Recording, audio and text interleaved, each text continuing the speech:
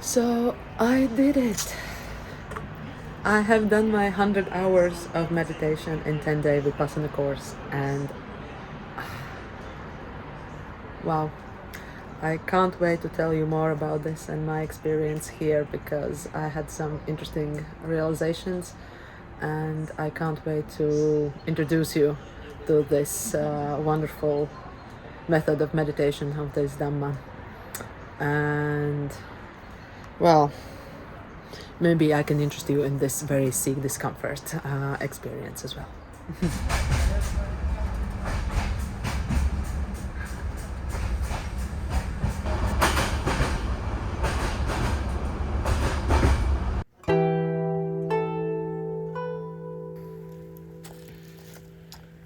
So the goal of the meditation is to get rid of your sankharas.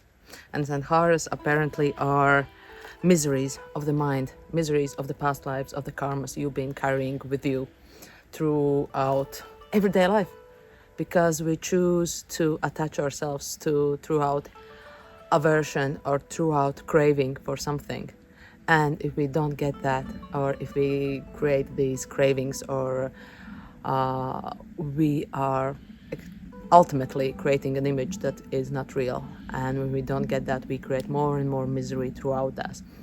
So this meditation technique is very, very scientific, very rational. It's all about getting back in sensations with your body. The first days are you're just being aware of your breathing around your nose. Then you're concentrating more on your upper lip, just making the area of your sensations smaller and smaller, so you can get really sharp in your mind. And then on the third day it becomes like scanning down from head to toe, and toe to back to head, and not expecting pleasant or unpleasant sensations, just being aware of what there is, tingling, vibration, like how do you feel your body. And just doing that day after day, hour after hour, minute after minute.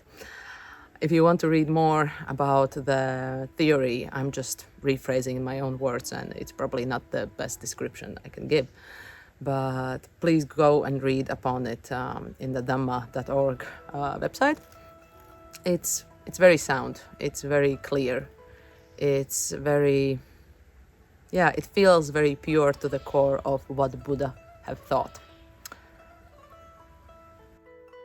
So the big part of this meditation is adhering to the rules. Rules are quite simple. You don't interact with opposite sex. You don't interact with each other for 10 days. You take a noble silence, and you dedicate yourself to work. That's it. You come to the lectures. So the timetables look something like this. You are waken up at 4 o'clock in the morning by a gong. At 4:30, you can be in your room, or you can go to meditation hall and meditate for 2 hours. Then at 6:30, you have breakfast. At 8, you are supposed to meet, everyone's supposed to meet in meditation hall, which is the only place where men and women are together, but they're still separated. And you meditate for an hour. After that hour, you have a little break, and then again for 2 hours, you either meditate in the meditation hall or in your rooms. Then you have lunch at 11. At 11 until 1, you have a break where you can walk around, but you don't have much space to walk around. And you are not supposed to exercise or do any kind of exercises or stretching. Well, I did sneak in some sun salutations and sneaky headstands in my room, because I just needed it. I just love to stretch. And I saw that this meditation where I was in Bulgaria wasn't that strict. There were people stretching and it was okay. Some others are stricter, so don't take my word for it. Then after a break, you are meditating again for an hour and a half in your room or somewhere you're in the meditation hall. Then from 2:30 to 3:30, again, you're meeting in the meditation hall. Then you have a tea break. Then again, meeting, you have a meditation. Then at 5, from 4 to 5, you have a tea break where you get fruit and a tea. And then from 5 to 6, you have another obligatory meditation hour in the meditation hall. Altogether, throughout the day, you have three of them where you have to attend in the meditation hall with everyone together. All other ones are kind of optional. And if you're really dedicated to work, you're trying to work on your own and you try not to distract anyone else. And then from 7 to 8, no, from 3, yeah, 6 to 7, 7 to 8, 7 to 8, you have a discourse. So that's an hour lecture by Goenka, who is the guy who is popularizing Vipassana meditation throughout the Western world. Very interesting lectures. I found them amusing. He's very fun guy to listen to, and he's full of stories. And I found out that if I had questions that I wanted to ask, like the teacher, he kind of answered them in those talks. He really explained the theory behind it. Then you are back in a little bit for meditation, and then you go to sleep kind of around 9. Lights out at 10. And same again every day for 10 days. That's a rough schedule. So around 10 hours a day, you are supposed to be meditating. Next, what to bring? I brought you have to wear loose clothes. Can't wear revealing clothes, so you have to wear loose clothes. I brought 1 blanket, 2 blankets, a pillow, another pillow, and 2 yoga blocks, just so I can put them under my knees and put myself up a little bit. There are some provided, but I tried before and I really tested it out, what works for me. And I found like my ultimate thing. And I was walking around with my blanket, with my pillow and a blanket, like it was a 10-day sleepover party. It was like a pajama party. Everyone just walking around, not talking, with their own blankets and pillows and in PJs and in slippers. So one thing I brought but I didn't need was underwear. It was so nice to have underwear for 10 days, just to wear my loose pants, and I was fine. You can't have your own food in your rooms, you can't smoke, and you can't use alcohol or any other substances. You adhere to the rules, because these rules are very strict to what you do to achieve these different levels of meditation. And oof, boy, what you can achieve. So I went to really get deep into my unconscious mind, to really get hold and some kind of sense over what my mind is doing and how I can utilize for better, to get really rid of all those blocks and limitations that I know are in my shadowy side, deep inside, and to seek how far I can stretch my limits. And I felt, if I can do this, I can do anything. Those who know me know that I'm craving intellectual information and experiences and to be entertained. So I thought this could be a great way to test myself. And indeed, so the first 2 days, it was really just detoxing myself from having a phone, from having this instant entertainment available for myself all the time. I caught myself checking on the pockets like, no, there is not that comfortable weight that I'm so accustomed of having. So the first day felt like the longest day of my entire life. I don't remember having this much free time where I have nothing to do, read, see. It's just, I was staring at the ceiling.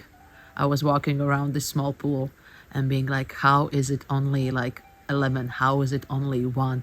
How is it like, how am I supposed to sit here? I'm sitting in this meditation, it's like, this is boring. I was like ready to climb up the walls. So the first 2 days really felt like the longest days of my life. I didn't realize the time can go so slowly. Then on the 3rd day, I think I cried. I got sentimental about my family, about my friends. I think I had a little cry over there. That was one point of the release. On the fourth day is the day where I couldn't actually wait for the meditation when we're supposed to sit and not move, sit in complete stillness. Of course, you can move a little bit. You have to be very slow and very careful to not disturb anyone else. But I couldn't wait for that because I was so annoyed by everyone around me.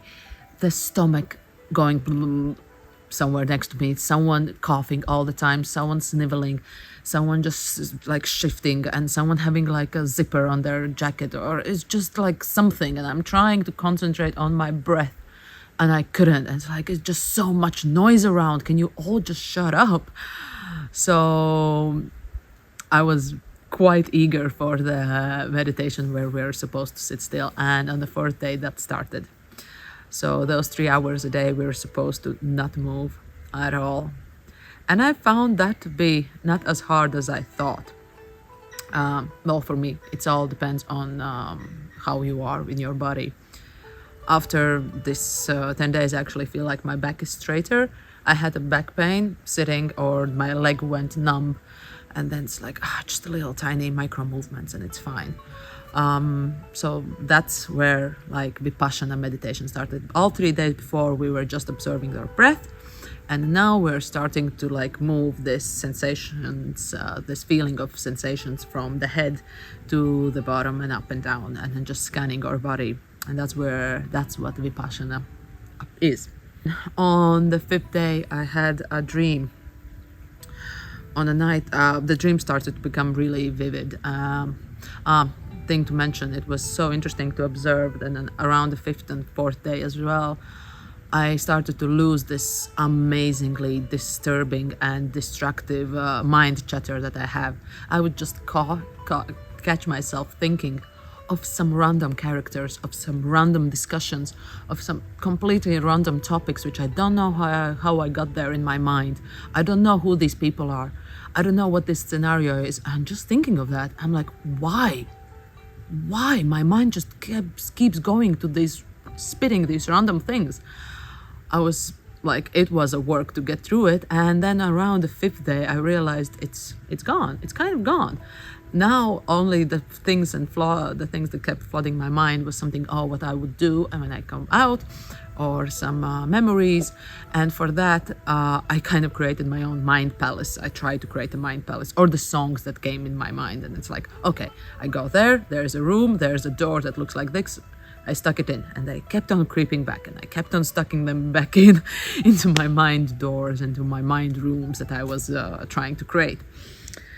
So on the 5th day, I had the dream, which was very disturbing. I felt like I really saw myself as being like a guard for Gulag or concentration camp, I don't know. And I heard this guy's confession in my head where he's like, yeah, I did this and this, and it was so easy to trip them. It was so easy. I know I was an asshole. And me like having this very intense memory. I think it was like a past life memory. It feels like that, where I'm kicking this old woman down to the ground, and she's smashing her head open, and that sound really followed me. And on that day as well, I realized that I have no air. It's a room full with 100 people, 100 meditators, and at one point it was hot outside. I couldn't breathe. I got so hot I couldn't breathe. And you are supposed to get rid of your cravings. And I got so annoyed that I am craving air. That I got so angry that this is my weakness. I got so angry that it actually fueled me to stay and meditate without moving for 2 hours straight, which wasn't necessary, but I felt like I needed to do it. And throughout this, I kind of felt like I was the different emotions went through it, but I felt like I needed to suffer for what I have done from the dream, that I needed to go through this pain right now. And that, I think, was a deep release of something. At that point, I thought maybe I am becoming a super villain or something. This meditation shouldn't be used. Anger shouldn't be used as a motivator to sit through the meditation. Then on the next day, on the day 6 in the night, I actually had my first experience of lucid dreaming. I've never had a lucid dream in my life, and this was my first experience. And this scanning of the body, I felt it the fastest and the most rapid when I was in the dream, and I realized, hey, this is a dream.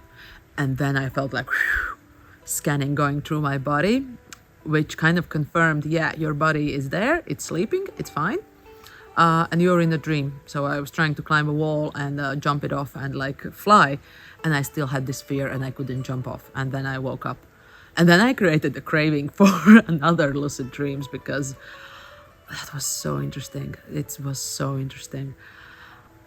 Day 8 was, I think, nothing that much to report, but I kept on feeling stuck that I don't have air much. And you're not supposed to meditate outside, you're meditating in your room. So by the day 9, I think was my big revelation. By day 9, I found in the morning, every morning I actually hurled myself out of the bed at 4, went in a cold shower and went down to the meditation hall to meditate for approximately an hour. Then I would come back and meditate in my room, or I would just have a sneaky nap. And then at 4, I went down to the meditation hall, and I was so, again, like aware of the doors opening and closing and the air coming in and out, in and out. And I thought, okay, I'm just gonna go outside, sit outside here by the meditation hall and feel the air and connect with the nature. And then after that, I wanted to go up to my room, and I saw this big toad laying on the stairs, wanting to go up. I think he was smelling that there's water there, but that's a fake pool. So I picked up this toad, and I called him Samuel. I don't know. He felt like Toad. Prince Toad Samuel. Gave him a cheeky kiss and brought him back to the nature, and he just slowly climbed up my palm like a real gentleman. And at that moment, it kind of hit me that my craving for air is actually my strongness. That's my superpower. That's a craving that shouldn't be eradicated. That is a craving that humans should be having. We are part of nature. We are not separate from nature. So us having air to breathe is all right. It's a craving we deserve, we need.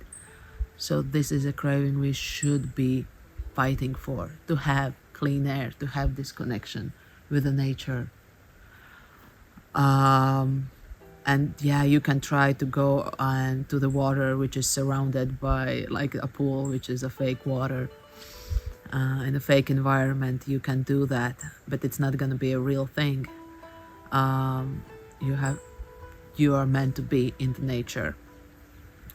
I can't truly explain all of the things that kind of clicked in that moment, but I understood that I'm meant to be part of nature, and inside the meditation hall I would create more sanharas, but I needed this experience to go through this realization. That was a realization for myself. In conclusion, take it or leave it. It's obviously not for everyone. It's a very hard and very arduous experience of going deep into yourself, and it's not easy. Couldn't work for everyone. You have to have a kind of right time and space that you are willing to do this. I feel when I came out of it, I felt so much clarity in my mind. I'm recording this in the same day when I'm out, so I can give it a fresh perspective right now. I feel like I can do anything. I have so much power. I want to keep working on having this mind being very sharp, pure, connected, happy, harmonious. It feels right. It feels like I've done a hard work, and it's just the beginning. As he said, it's the first step. So I'd like to keep working. My maybe not issue, not concern, my thoughts were that I felt that this practice, Vipassana, is very masculine. It's very in a yang, it's very sitting discipline. It's about every day doing the same thing, which of course we have to balance the yin and yang, the masculine and feminine within ourselves. So it's a necessary, it's one way to the enlightenment. This is the way the Buddha taught, and he keeps on saying how this is a practice that should be kept pure as it is, like this. But I felt my feminine being somehow suppressed. It felt like it needed the nature, the movement to help me express and release these sankharas, these miseries, these sufferings that I'm carrying with me, and that can be crucial element to make it easier for humans to do that, for me to do that. The thing that kept popping in my mind was, yeah, this came here from Buddha 2,500 years ago, pure as it is. But Buddha, despite all his greatness and enlightenment in his teaching and just simpleness of his teaching, was still a man. And I've read that there are some female Buddhas, but they're lost in the history, and I believe that that's why we're losing a significant part, the second part of this this journey, this feminine approach, this movement approach, this cyclic approach. Men, it's just genetically, men renew their hormones every 24 hours, so they can be back again in 24 hours anew. Women do that over 28 days over their cycle. So if you're a woman, you want to go to Vipassana, make sure that you find the right time in your cycle period to do that, and you're not putting yourself in more suffering than it is necessary. But I feel like, yeah, their nature could be there to support us to heal these pains that we have. And after all, Buddha had this realization, this enlightenment, when he was sitting under a tree. I do understand why this technique is inside, because it's easier to concentrate on your feelings, on your sensations, on your body, when there isn't an outside world affecting them. But it's just me. Take it or leave it. Don't tell me your opinion. I would love to hear it if you've been to Vipassana and how you find it, and if you're a woman, how you find it. But I feel this connection is part of us. We are not separate. We are creating more separation in a way if you're disconnecting from it. I feel this water, this air, this fire, this earth to be integral part of me, not something separate, and that it can help. So yeah, I really do encourage you to try it. It was experience of a lifetime for me. I think I would love to go next year as well for a 10-day retreat and serve. These Vipassanas are donation based, so it's what you can give, and they encourage you to come and serve, to help them as helpers. I would love to do that, but now I feel like I need to dance and move and release in these terms. I'm actually up to have a 10-day Kundalini yoga retreat, so that's gonna I think balance my yin and yang quite beautifully, from sitting still to active movement.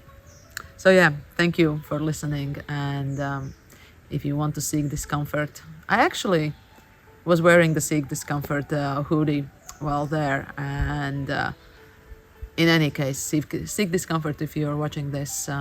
Yes, Theory, if you're watching this, I challenge you to do a Vipassana course on your own, or anyone to do it and see if you can do it. It's liberating. It's liberating. So as Gonka said, may all beings be happy. May all beings feel harmony, real harmony and peace.